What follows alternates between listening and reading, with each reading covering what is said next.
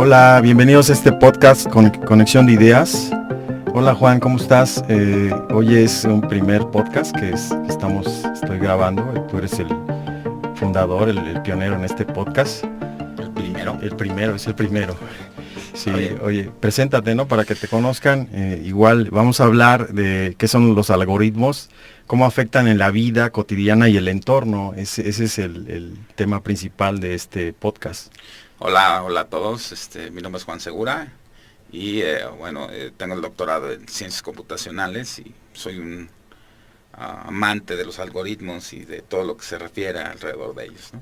Sí, igual y como lo hemos platicado, ¿no? De la facilidad de entenderlos, ¿no? Y que han existido siempre en la historia, ¿no? Un poco, platícanos de la historia de los algoritmos. Mira, creo que hemos tenido muchísimas conversaciones y también hemos tenido conversaciones de los algoritmos. Los algoritmos vienen basados desde que el mundo se creó, ¿no?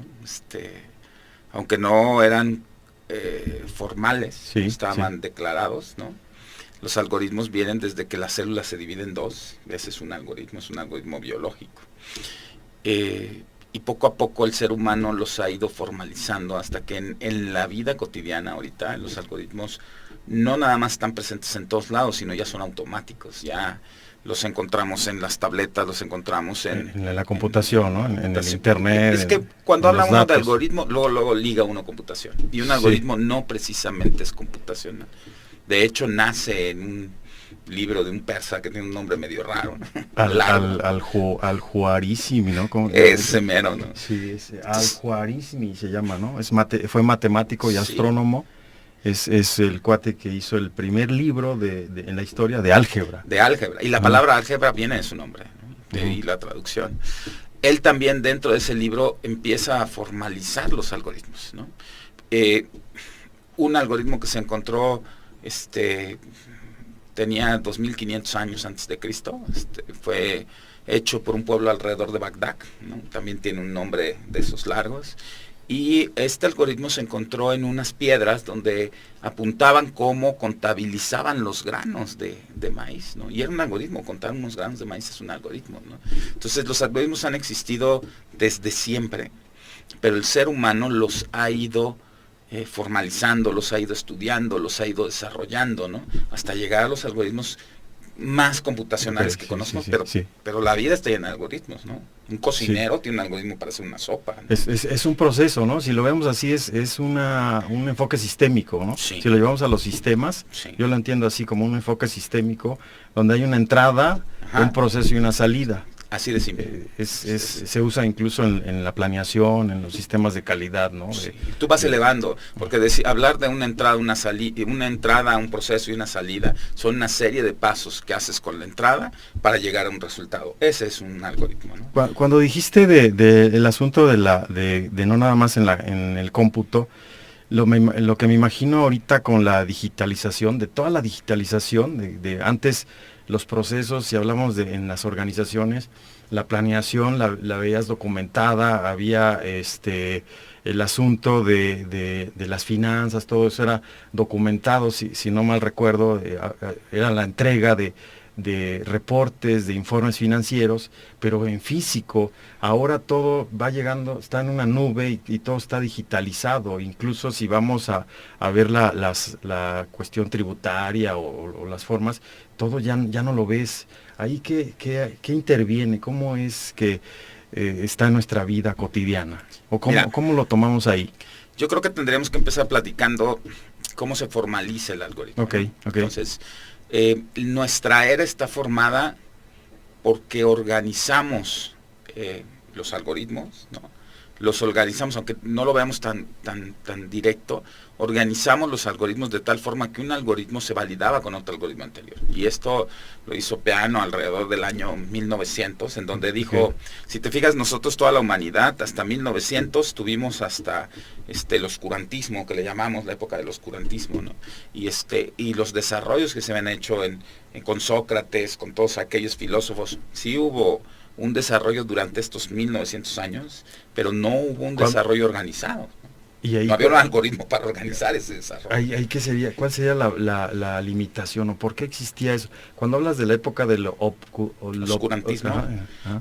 La limitación era que increíblemente Newton, que tiene un respeto enorme, pues vio caer una manzana y dijo, bueno, entonces hizo experimentos.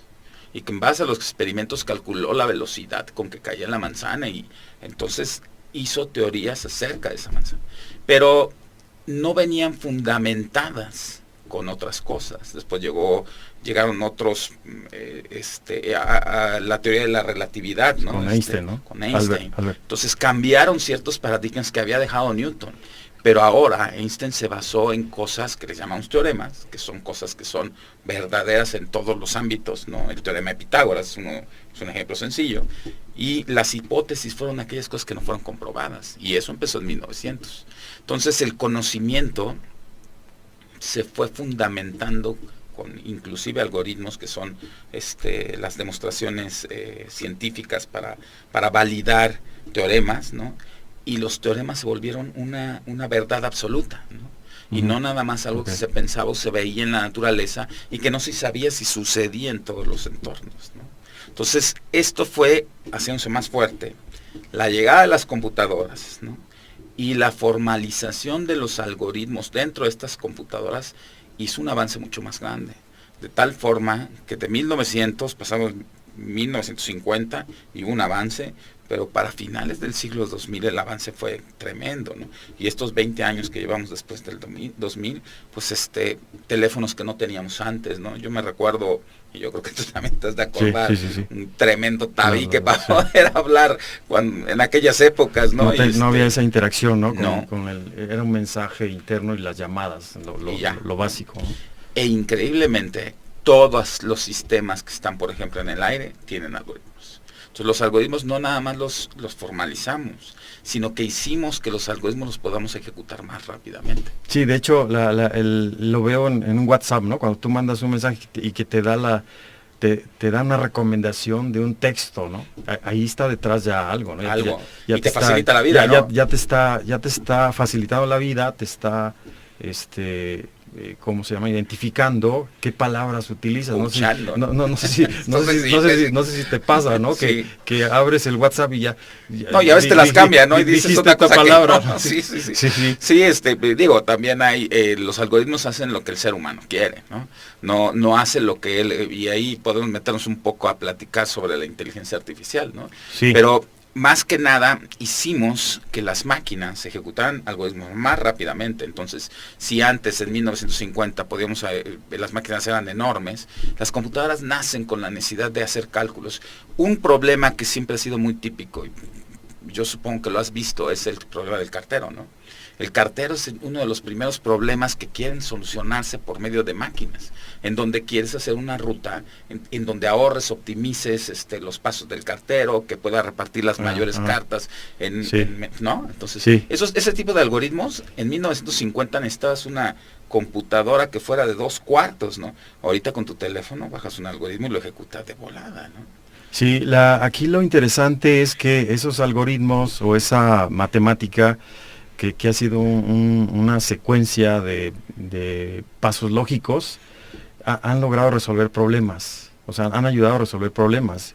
Si lo vemos así, es como hablar de la optimización, ¿no? No sé, ahora tú que eres el experto aquí en este espacio, se habla de la ciencia de datos, el Big Data, el Machine Learning, todos esos conceptos, que al final detrás viene esta parte de los algoritmos. Y yo lo veo así, es la programación, ¿no? Si lo vemos es como un sinónimo de entender la programación. Obviamente ahí va una lógica, ¿no? Sí, completamente de acuerdo, pero tenemos que recordar que los algoritmos no nada más son computacionales. El cómputo lo que ha hecho es que ejecutemos los algoritmos más rápido. Okay. Una serie de procedimientos para generar cosas. Tengo unas entradas, la computadora es eso. Tengo una entrada, genero un procedimiento, o sea, hago una serie de pasos para llegar a una salida.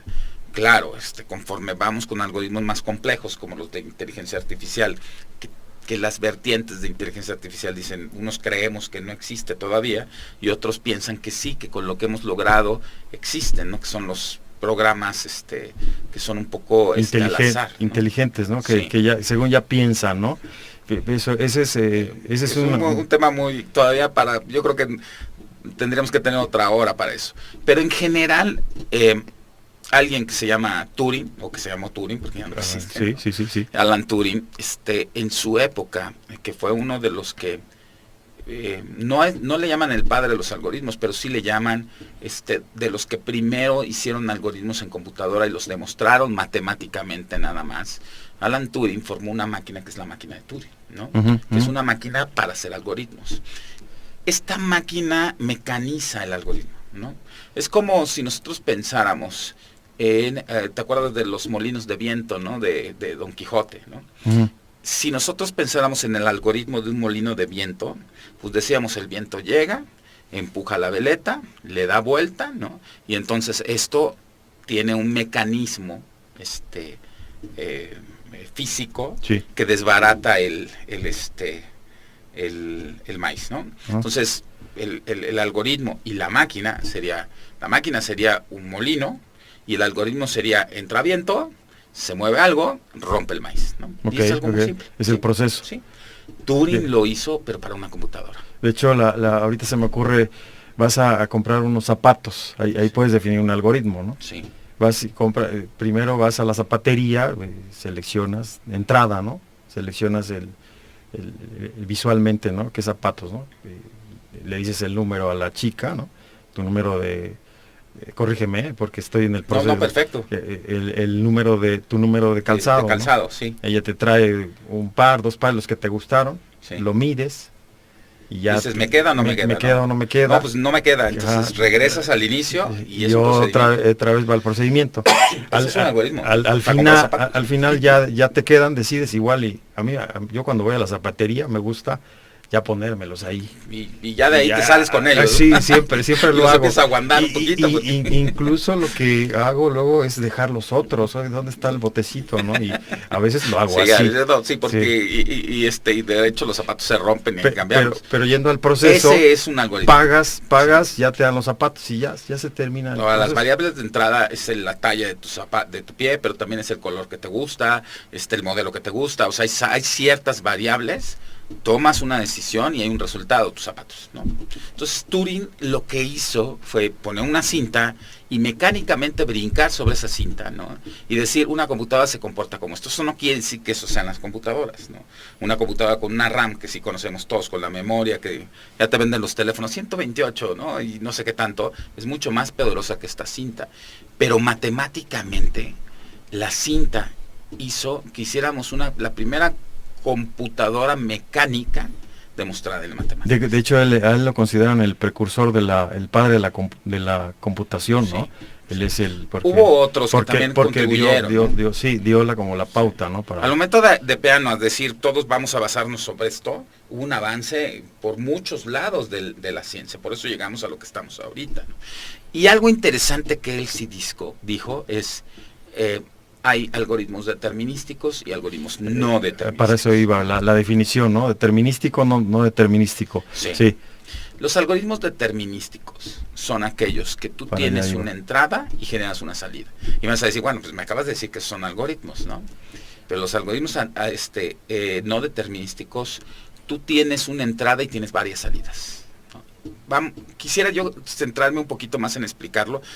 Ya van varias veces que intento explicar a la gente este tipo de algoritmos, porque me gusta bajarlo, ¿no? A lo normal, ¿no? Que se comprenda. Que se comprenda.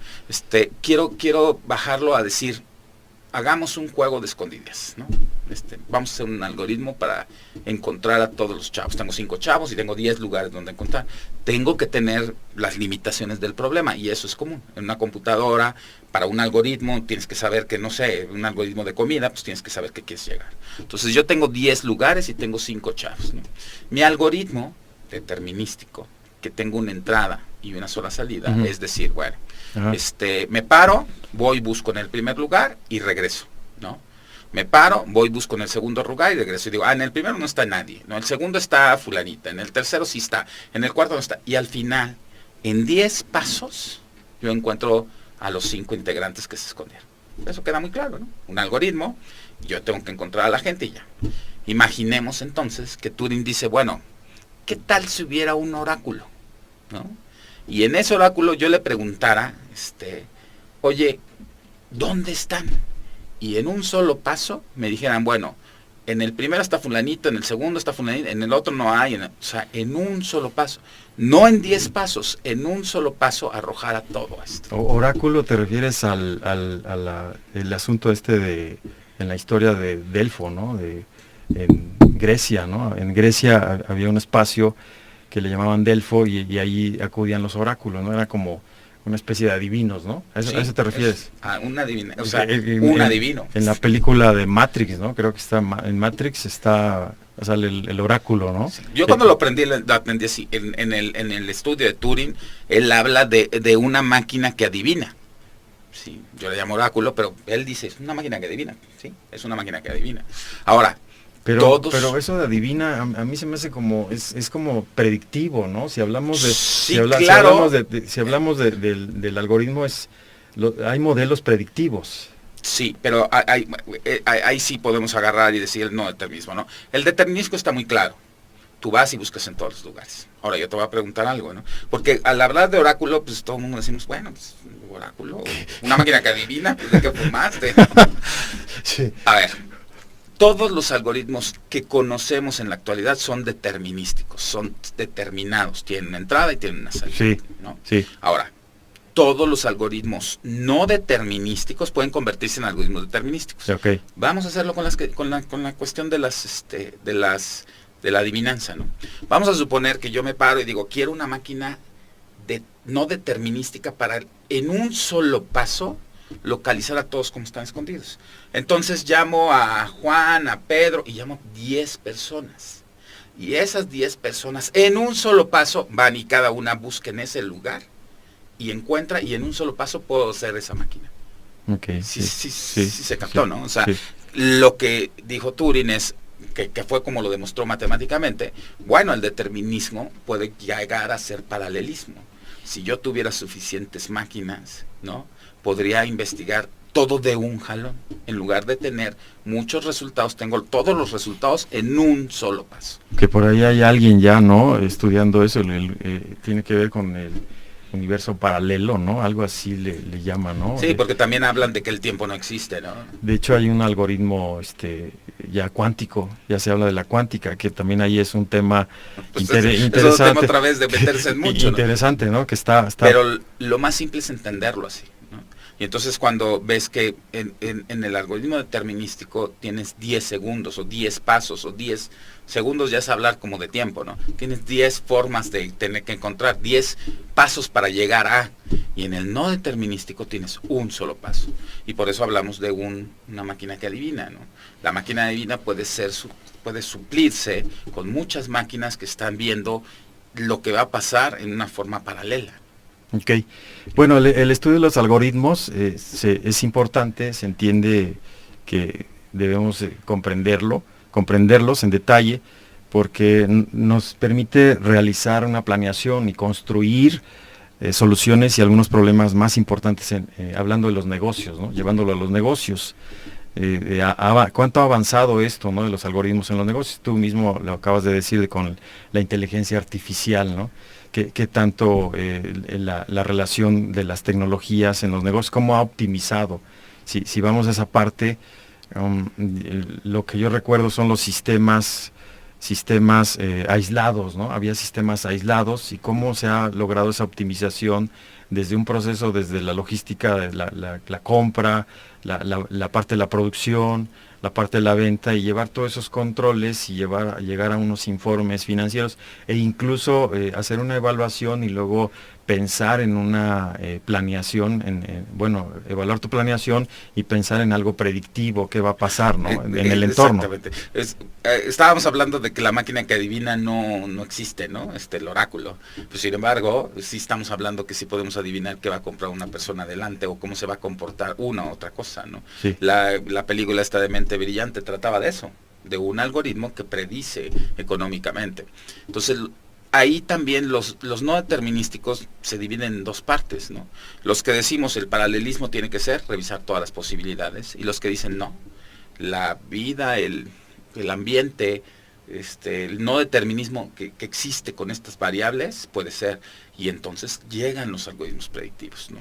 Que de hecho todos los algoritmos predictivos manejan un tipo de error, ¿no? Entonces, y muchos de estos algoritmos están basados en cuestiones de la naturaleza, el ANT, de las hormigas, el algoritmo de las hormigas, para predecir, para decir cosas hacia adelante, ¿no?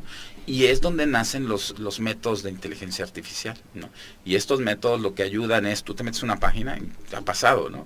Y entonces empiezas con ciertas tendencias, que eso es a lo mejor lo más fácil, y de repente te empiezan a mandar ofertas. Si tú buscas un coche, no, te empiezan a mandar ofertas. Y no nada más ofertas de un coche, sino te empiezan a mandar ofertas de un coche tipo el estilo que tú estuviste buscando. Sí, suele pasar. O sea, si tú buscas ahorita voy a pensar un eléctrico, ya te están llegando el anuncio de los autos eléctricos. Sí. Sí, tú ya estás interesado en un auto eléctrico y te llegan los mejores autos. Supongo, ¿no? que también depende de la búsqueda también, ¿no? Sí. Esto sí, definitivamente, como la Big Data, sí, tienes muchísimos información que tú necesitas algoritmo para poderla procesar y para poder tomar decisiones, ¿no? Y que te manden ese tipo de cosas. Parece simple porque lo vemos como personal, pero si buscamos que se lo hacen a 1 millón, a 2 millones o a todos los mexicanos y después ¿y ahí qué pasa? O sea, aquí lo que estoy entendiendo es que nosotros como usuarios del celular o de la computadora, y hacemos la búsqueda, ya están identificando nuestro perfil, ya lo tienen. Hay empresas que están trabajando en ello, que organizan datos, ahí viene la parte de la ciencia de datos, y van identificando perfiles, y ahí está el algoritmo, como dices, ¿no? Ya entraría ahí una predicción. Pero ahí, ¿qué pasa con la seguridad? O sea, ahí como... Yo sé que es un tema, la seguridad, podríamos hablarlo en otro espacio, pero en este sentido, por ejemplo, igual y te llegan, voy a pensar en los correos, ¿no? Te llegan unos correos raros ahí, o sea, te llegan unos correos que ya los conoces, pero luego te llegan unos correos que pues no los conoces, y de repente lo puedes abrir, ¿no? Y puede existir un riesgo ahí de datos. ¿Qué pasa ahí, no? No sé si tengas... Claramente también hay algoritmos que te defienden de esos riesgos. Uh-huh. Yo, por ejemplo, tengo un algoritmo personal en lo que son los correos, ¿no? Si yo veo un correo que me están mandando para decirme que, típico, una factura que me van a mandar, o un dinero que me van a mandar, en ese momento lo borro, ni siquiera lo abro, uh-huh, ¿no? Entonces, tengo un algoritmo para evitar eso. Y como ese algoritmo existen programas, gente dedicada a crear algoritmos que evitan esa seguridad.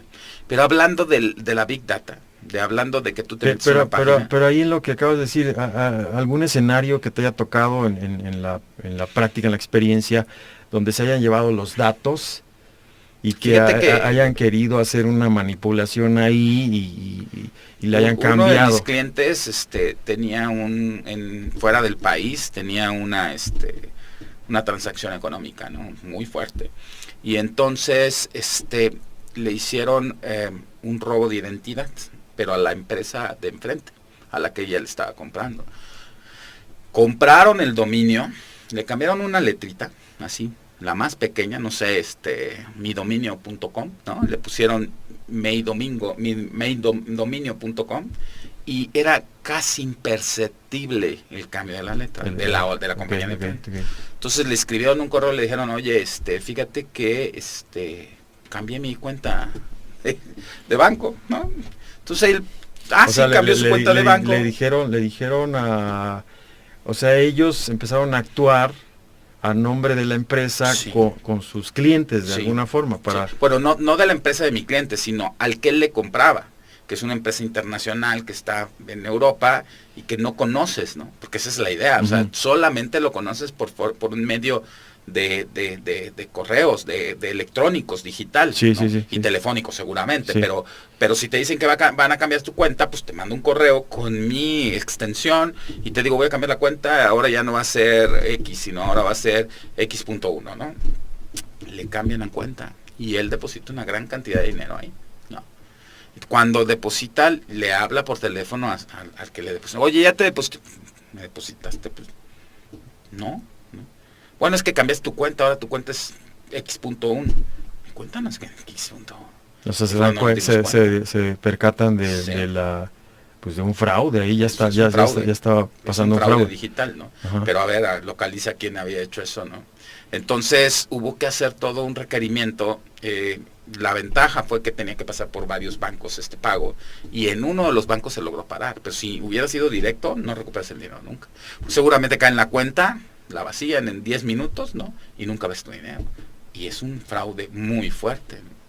Yo creo que hubiera quebrado. ¿Y ahí qué va a pasar o qué está pasando como usuario? ¿Qué pasaría ahí en el asunto de la seguridad? O sea, nosotros estamos, ¿cómo se dice? ¿Cómo diría la palabra? Ya estamos en los sistemas, ya estamos en las redes, tenemos datos. Hay que acordarnos que el conocimiento siempre es la solución, ¿no? Sí. Existen ya todo este tipo de cosas, phishing, robo de identidad, las tarjetas, ya existen estas definiciones, y no nada más existen estas definiciones, existen algoritmos que pueden evitarlo. Entonces muchas de las empresas sí les aconsejo que se unan a su proveedor de tecnología y que investiguen cómo estar siempre dando actualización. Los virus salen muchísimos cada día, ¿no? Sí, y es igual que los virus, este tipo de robo de identidad, ¿no? Entonces sí hay cómo protegerse, nada más que muchos no lo ven hasta que les sucede, ¿no? Si este cliente hubiera tenido este fracaso, pues lo que hubiera invertido en sistemas de seguridad hubiera sido nada a comparación del fraude que le hubieran hecho, ¿no? Okay. Obviamente ya es más cuidadoso, tenemos que tener procedimientos internos, y eso lo sabes tú más que yo, para cambio de cuentas, ¿no? Es lo que yo le digo, bueno, pues tienes que tener un procedimiento de cambio de cuentas en donde ahora sí, pues ni modo, echas un telefonazo, hablas con una persona que sí sabes que has tenido una relación ahí y se acabó, ¿no? Claro, sí. Y tienes que utilizar los medios. Control interno, le llamamos control interno. Las empresas no tienen control interno, es cuando se pueden meter. Ok, y bueno, la parte de los algoritmos, pues, entendiéndose que ya ahorita estamos llevando los ejemplos en la parte de las finanzas, la economía, nos ayuda en la toma de decisiones. Hay una combinación de matemáticas, hay matemática ahí, hay tecnologías, una amplia gama que nos ayuda. Incluso aquí lo que se requiere es identificar las problemáticas o qué vas a solucionar para aplicar esa parte de la inteligencia artificial o de los algoritmos, ¿no? Sí. Hay muchos modelos. De hecho, si hablamos en la parte financiera, hay varios que sirven para hacer pronósticos de ventas, predicciones de impacto. Hay varios que nos ayuda de impacto de la publicidad o como lo decías ahorita, ¿no? De identificar cómo nos está aceptando el cliente. Incluso estrategias de inventarios, de logística, y una de las más interesantes, que han salido muchos modelos ahí, muy buenos por cierto, que hasta ahí está la parte de redes neuronales y otras, es en los portafolios de inversión, en la bolsa de valores. Por ahí hay muchos modelos financieros que sirven para la toma de decisiones. Y aquí la clave es entender esos algoritmos, entender que están en nuestra vida inmerso, no sé. Sí, la mayoría de estos algoritmos predictivos utilizan, como lo hicieron con los teoremas, utilizan información anterior para predecir lo que va a suceder, ¿no?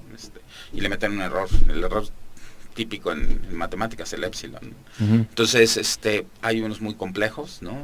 Pero todos los algoritmos que existen en este momento, no hay ninguno que sea completamente no determinístico. Muchos y de los que me están oyendo y que conocen eso van a decir, no, sí hay algoritmos no determinísticos.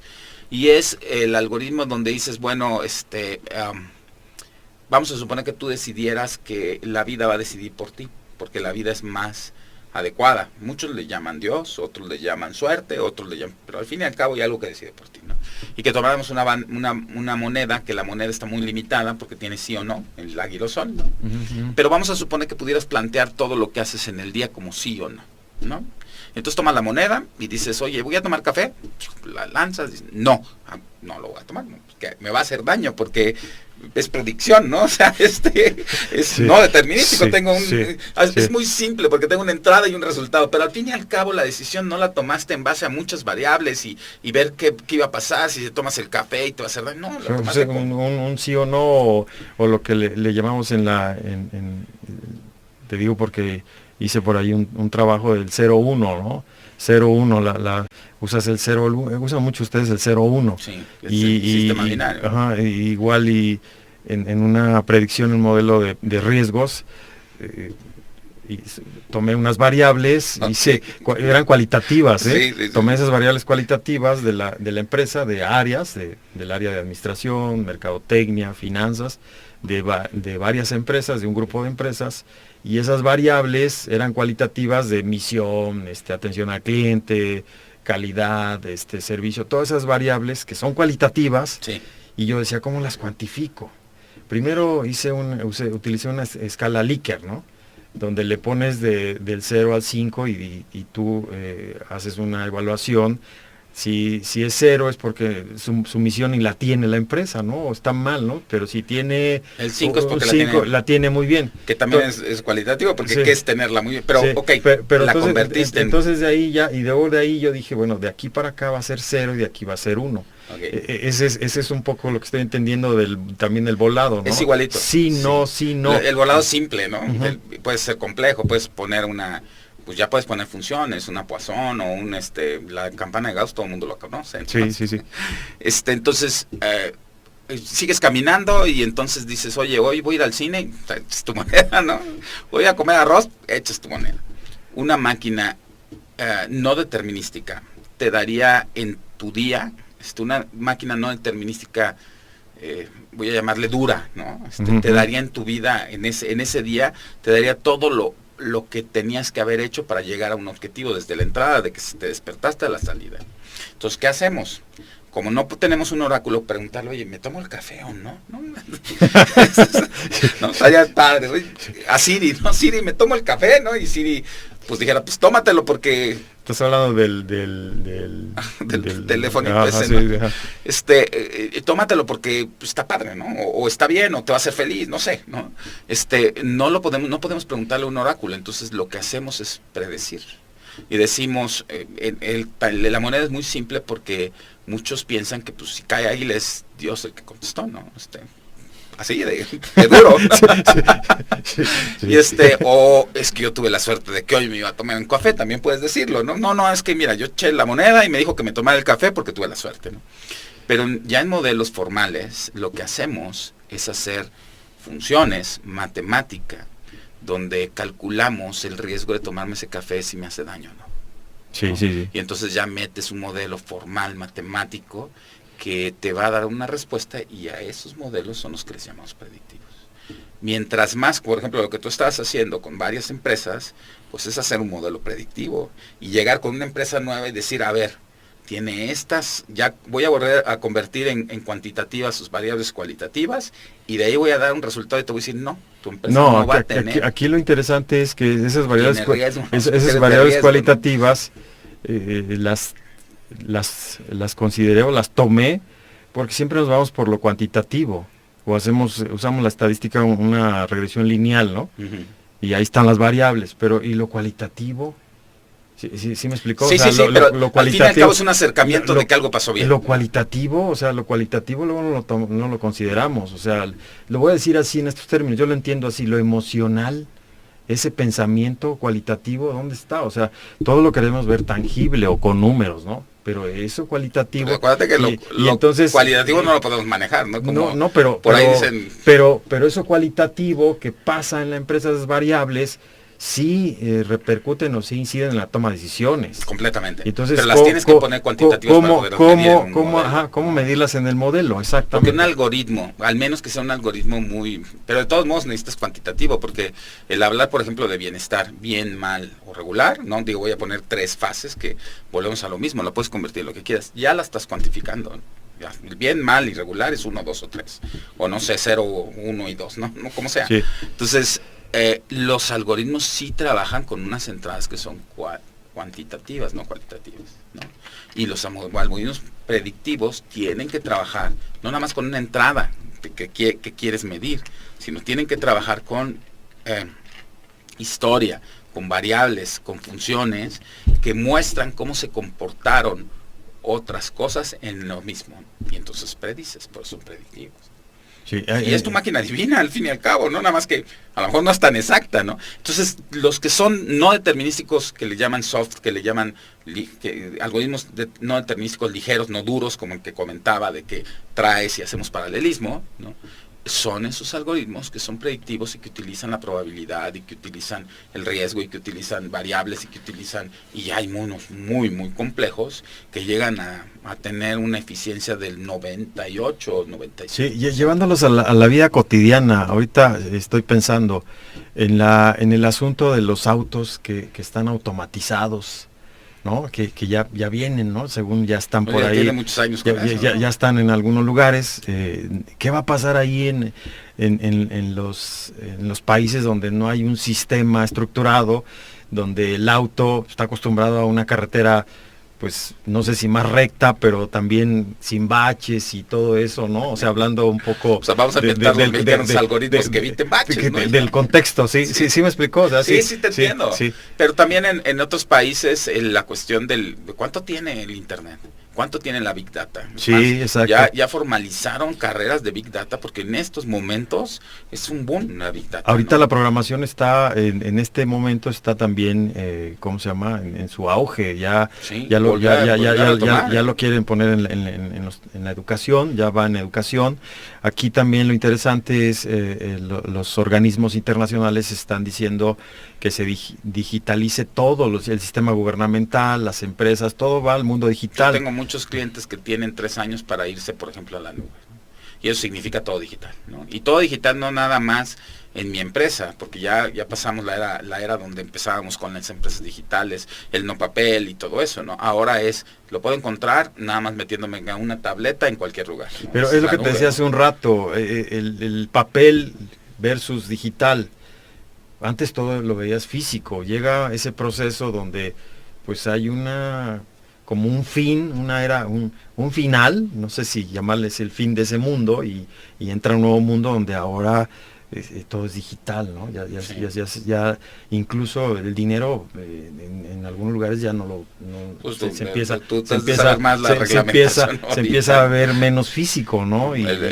Hablar de los Bitcoin hace 20 años, 30 años era, ¿no? Y ahorita tienen subidas y bajadas. Es un tema, de hecho, ¿no? ya hay normatividad para nuestro país, México, estamos hablando de México, ya viene normatividad, la ley FinTech le llaman, por ahí que habla de la regulación de la moneda virtual, ¿no? Todos los activos virtuales. Viene esa tendencia. Activos virtuales. Activos virtuales, sí.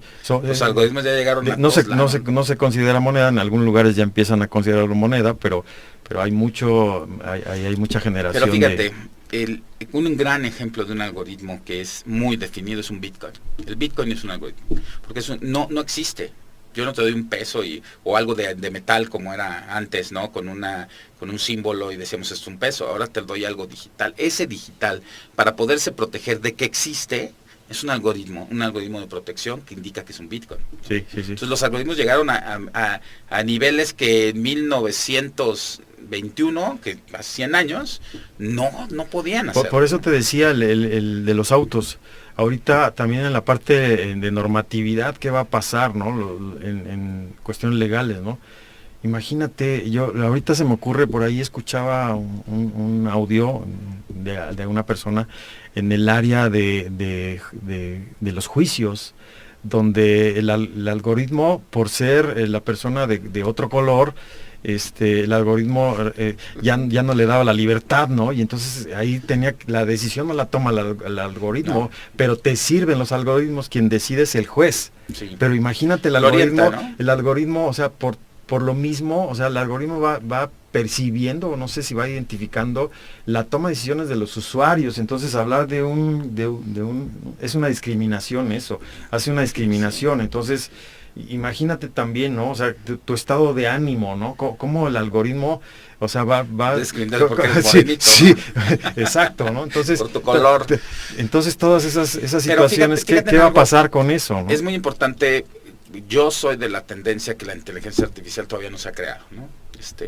Yo leí hace poquito de Stephen Hawking que decía que la inteligencia, el desarrollo de la inteligencia artificial iba a llevar a la humanidad a destruirse, ¿no? Realmente la inteligencia artificial, porque cuando las máquinas tomen una decisión, ahí es donde vamos a estar con problemas. Entonces lo que me estás comentando es un algoritmo que ya sea que fue formulado por decisiones que claramente son racistas, ¿no? No sé si sea así, ¿no? Sí, sí. O fue programado por alguien que tenía algo de racismo, ¿no? Pero es un resultado de algo predictivo, no es un resultado de que la máquina piense que realmente la gente de color tiene un problema. No sé si me explico. Sí, entiendo. Entonces, a lo mejor las estadísticas, si metemos Big Data y las estadísticas arrojan, con todo respeto hacia todas las personas de color, que pues nosotros somos personas de color, cuando arrojas uno y te dicen que todos los que estamos morenos, ¿no? Como yo, y tienen barba y ojos rasgaditos, pues esos son criminales, ¿no? Entonces el algoritmo debe criminalizar, ¿no? Sí, también existen grandes avances, pueden existir eso, y como decía Stephen, realmente, si nosotros tenemos un desarrollo en la inteligencia artificial, pudiera llegar a rebasar el ser humano, porque no tiene límites. El que un algoritmo realmente llegue a pensar como lo hace un ser humano. Pero ahí es donde yo entraría. Hay una dependencia ahí, o sea, es como la zona de confort hace ratito hablaste del celular que te va dando las indicaciones. Sí. Te vuelves dependiente de alguien que decide. ¿Por qué no lo decides tú? Sí. O sea, ahí puede suceder esto, ¿no? Que la toma de decisiones no la tienes tú, sino la estás dependiendo de una tecnología o de cierto contexto que te va dando la pauta de tu decisión de ahora vas a comer verdura, o sea, ¿sí me explicó? Sí, o sea, sí. ¿por qué no, si tú tienes un potencial en tu mente y tú decides? Te hablaba del caso, ejemplo de caso legal, donde el algoritmo le dice para si ya va a estar en libertad esta persona o no, es un ejemplo, ¿no? De ya cumplió cierto tiempo y ahí están unos datos, pero quien decide es el juez. Y el juez va a tomar la decisión, no el algoritmo. Los algoritmos, ya entendiéndolo así, nos ayudan a optimizar, nos ayudan a tomar decisiones. A optimizar la información. Nos ayudan a hacer una predicción, sí, pero la toma de decisiones siempre va a ser de nosotros. Debería. ¿No? Cuando si se crea la inteligencia artificial, la toma de decisiones va a estar dentro de una máquina, ¿no? Y ahí ya entramos en muchas discusiones, porque pues alguien dice, no, pero no tienen alma, ¿no? Y entonces otros dicen... Cuando tú dices que si se crea la inteligencia artificial, ya está, ¿no? Bueno, ya la mucho inteligencia trabajo. artificial, muchos dicen ya hay, ¿no? Pero la inteligencia artificial, en mi opinión, ¿no? Son sistemas predictivos, ¿no? A lo mejor alguien me dice, no, estás mal, porque no, todos tienen una cuestión de estadística, ninguno tiene. La definición de los que creemos en una inteligencia artificial es que el programa se pueda modificar a sí mismo, ¿no? O sea, al momento de evolucionar, el ser humano se modifica. Tú tomas decisiones, tienes malas decisiones, por eso dicen que los fracasos siempre llevan a los éxitos. Sí, claro. Y de esos fracasos aprendes y te modificas, ¿no? Un programa no puede hacer eso, al menos no puede estar... O sea, tú puedes apagar el programa, modificarlo y volverlo a encender. Y aún así, él no se automodifica. Tú lo modificas a él. Sí. Alguna vez leí en algún artículo que no he encontrado otra vez, que alguien había logrado que un programa se pusiera código. Eso sería un gran avance para la inteligencia artificial como la concibo. Pero tendría limitaciones, o sea, pensar nada más en el enfoque sistémico, sí. Teníamos limitaciones con los programas de las máquinas de que tenían 2 cuartos, y ahorita una máquina de aquellas de 2 cuartos cabe en la palma de tu mano. Claro. Entonces, si ahorita alguien logra modificar una sola sentencia que el mismo programa modifique, pues podríamos pensar que en 20 años podría modificar otras cosas dentro del programa que fueran más interesantes. Oye, ¿no sería ahí la física cuántica? Ahí hay un cuate que es, la clásica cuántica es David Elcher, es Deutsch, se llama pionero de la computación cuántica. Ahí viene como el origen, es el primero la primera persona que formula un algoritmo cuántico. es uno de los formuladores de la teoría de los universos paralelos, que ya lo mencionaste, dentro de la mecánica cuántica. Pero hay un cuate por ahí que es Carlo Rovelli, que es italiano. A él lo consideran el nuevo Stephen Hawking, ese como el suplente. Y él, de hecho, hay una, dijo una afirmación por ahí en una conferencia: si queremos aprender más acerca del universo, debemos cambiar nuestras visiones sobre el tiempo. Él empieza a hablar de que el tiempo no existe, ¿sí?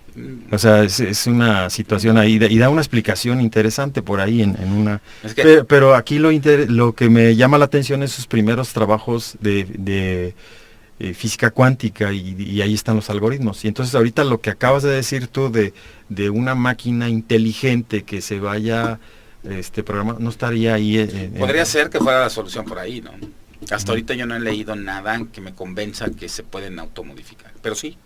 Hay un experimento que se crea en Israel, y hacen una computadora biológica. Entonces hacen crecer una célula y interpretan, le dan un problema a la célula. Te digo, todo empieza con algo muy simple, ¿no? Y la célula crece de determinada forma que interpretan eso como la solución al problema, ¿no? Y es la primera computadora biológica que existe. No sé si el término hasta muchos pueda llegar a ofender, porque ya sabes que ahorita las ramas de todos, pues hay muchos, ¿no? Hay una diversidad, es una diversidad. Y hay que respetar todos los pensamientos, ¿no? Sí. Pero ya lograron hacer que hubiera bits y bytes dentro de, o interpretarlo si quieres así, y lograron hacer que fuera una computadora biológica. También podría ir la inteligencia artificial de este tipo por ahí, ¿no? Avanzar, ¿no? Todos los avances han sido considerados como pequeños en un inicio, ¿no? Y no sé, escuché hace poquito, supongo que en algún programa, que todos pensaban que siempre decían que es una locura, desde que decían que la Tierra era redonda. No, estaba loco, ¿no? Desde que tenían el mismo Turing en su época, pues decían que estaba loco, ¿no? Pero eso ha sido, los acusan de herejes, sin darse cuenta que de ahí han salido los genios, ¿no? De ahí han salido la gente talentosa, ¿no? En arte, ¿cómo se llama? En ciencia, en tecnologías. En el pasado se acusaba así de un hereje, y al final, cuando ves sus trabajos, Newton, acabas de decir Newton, bueno, Einstein no tanto, pero más atrás, ¿no? En esa época, cuando dijiste esa época oscura, me llamó la atención, pero no lo sé, aquí a lo mejor voy a entrar en polémica, no lo sé si detrás estaba una religión y estaba sometido. Probablemente sí, ¿no? De hecho, la parte oscura la someten por una religión, pero no es exactamente la religión, sino el ser humano queriendo controlar al mismo ser humano, ¿no? Y ese control se reflejó en una religión, ¿no? Pero yo me recuerdo que pues, estuve dirigiendo una universidad, que uno de los proyectos que yo tenía era, nos habían regalado una biblioteca que nadie me pelaba, y era muchos tomos de libros de química, ¿no? Muchos de ellos no estaban en la red. Muchos de ellos no estaban ni digitalizados, ¿no? Okay. Y quería tener un proyecto de agarrar esos tomos y empezarlos a meter. Y después me di la tarea de buscar, porque en algún tiempo me dediqué a text mining, ¿no? Y buscar, ¿Eso qué es? Text mining es, tú buscas en un texto de los viejos, de los que no están digitales, que no puedo localizar, inclusive los que puedes localizar palabras también, ¿no? Creas el algoritmo. Pues creas el algoritmo, exactamente, para buscar de qué está hablando, ¿no? Y entonces tú dices, bueno, en aquel tiempo estábamos buscando artículos, yo estaba estudiando bioinformática y estábamos buscando artículos que tuvieran que ver con E. coli, ¿no? Y entonces, en lugar de que los curadores, que se llaman curadores, que leían y sacaban versiones y las metíamos en la red para que ya la gente pudiera tener este conocimiento en línea, en lugar de leerlos, pues nosotros queríamos aventar el artículo a este algoritmo, y el algoritmo decir, sí, mira, si habla de coli y habla de regulación, o habla de X, Y, Z, lo que sea, ¿no? Y también tuve una época en donde yo quería pensé en los artículos que sacaron en China, ¿no? Entonces, yo creo que durante todo este tiempo los chinos han tenido desarrollos que ni siquiera han sido leídos, porque fueron en hojas y fueron en un lenguaje que, aunque es uno de los lenguajes más hablados en el mundo, pues siempre el inglés ha sido el que se ha estandarizado universal, para el más universal, ¿no? sí, ¿no? Más Para el universal. intercambio de conocimientos, ¿no? O sea, para mí era muy interesante poder, por ejemplo, traducir todo este conocimiento, que yo creo que muchas de las cosas que se descubrieron del 1900 para acá, muchas de ellas a lo mejor ya los chinos o los persas o las civilizaciones que estuvieron muchísimo tiempo dominantes podrían haber descubierto, ¿no? Hemos descubierto cosas también de nosotros, de nuestro país, de las culturas antiguas que son increíbles, ¿no? Simplemente aquí en Xochicalco había un hoyo que era para ver estrellas, ¿cómo se llaman? Un telescopio, ¿no? Entonces, de hecho, de chiquito íbamos y pega el sol en las piedras de determinada manera que si tú metías tu mano podías llegar a ver tus huesos en la tierra, ¿no? Con el rebote del sol y eso lo vi cuando era pequeño, ¿no? Entonces, son avances que no fueron documentados. Eso es un gran avance, que los algoritmos, las computadoras nos ayudaron a documentar, y esta documentación ayudó a hacer más poderoso el conocimiento.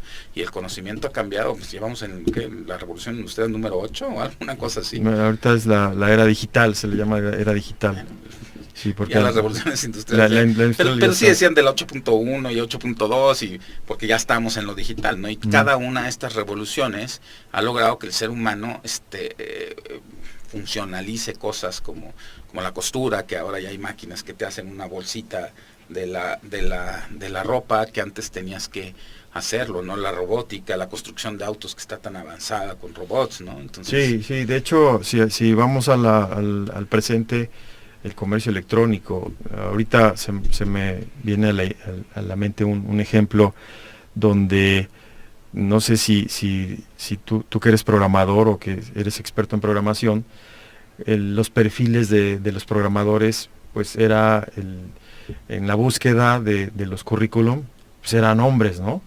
Entonces por ahí hay una empresa reconocida que se dedica, tiene la parte de la nube y el comercio electrónico, es la que domina el comercio electrónico en el mundo, que lanzaba su sistema y solamente seleccionaba los currículos de hombres porque eran los programadores.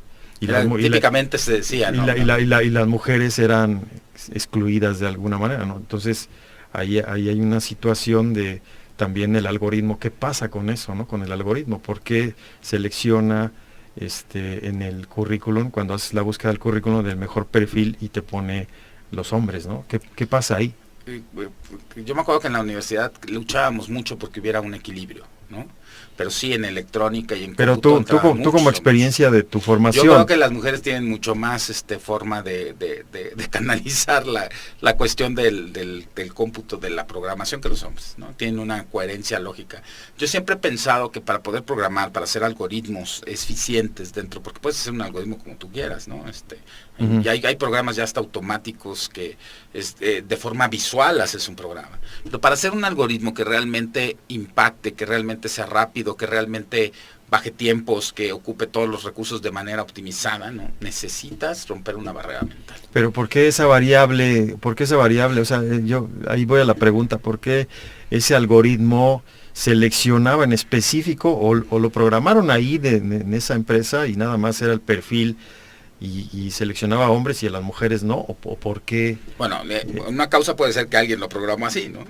Pero yo creo que no conozco exactamente la historia, pero yo creo que ese algoritmo lo que pasó es que empezó a evaluar a gente en el entorno que fuera muy buena programando, y como antes esta era una carrera que era muy de hombres, como, ¿no? La ingeniería, ¿no? Sí, como la ingeniería, sí.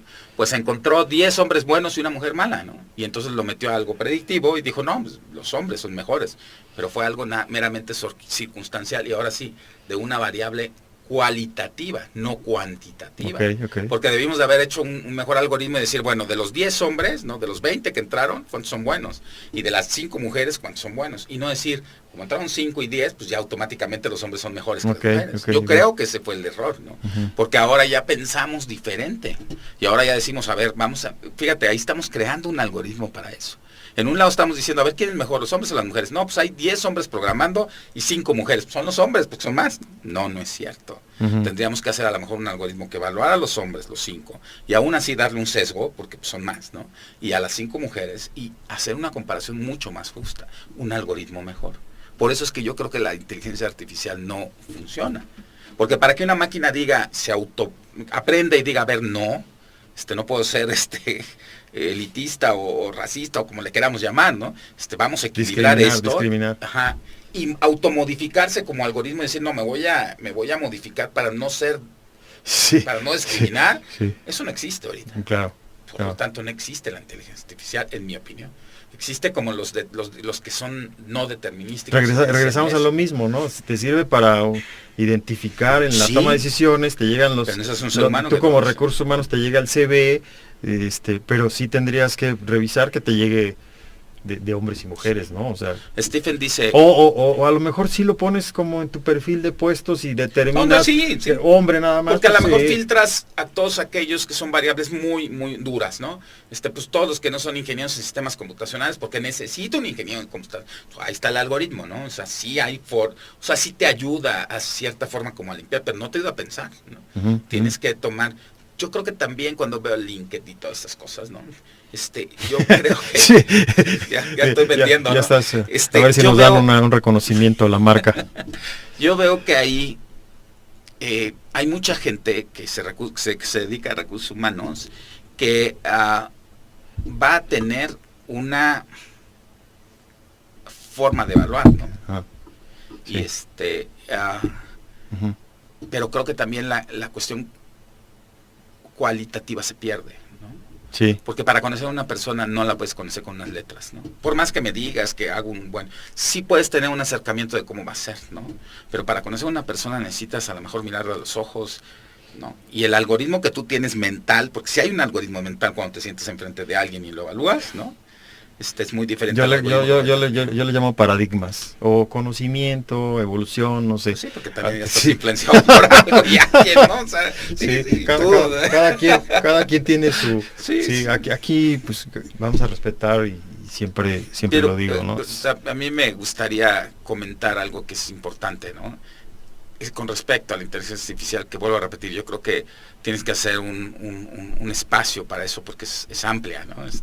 A lo mejor aquí ya hemos hablado de una forma muy ligera de ella, y con todo respeto a todos los que conocen, pues lo queríamos hacer así, ligero, ¿no? Porque sí, alguien me puede decir, no, es más complejo, y sobre todo los que se dedican a eso. Sí sé que es más complejo. Pero lo que quiero decir es que si nosotros tuviéramos una inteligencia artificial real, como yo estoy pensando, donde se pudiera modificar el estatuto, ¿no? Tendríamos también otros problemas, solucionaríamos unos y crearíamos otros. Sí. Bien, y ahí dejo para que puedas abrir otro espacio igual, ¿no? Bien, Juan, sí, podríamos hablar en otro espacio, algo de inteligencia artificial, algo de programación, me gustaría seguir con estos temas. Ya que tengas como 10, entonces en este podcast. Oye, gracias, Juan, por estar en este espacio, gracias, eres el pionero, es nuestro primer espacio, nuestro primer capítulo en el podcast.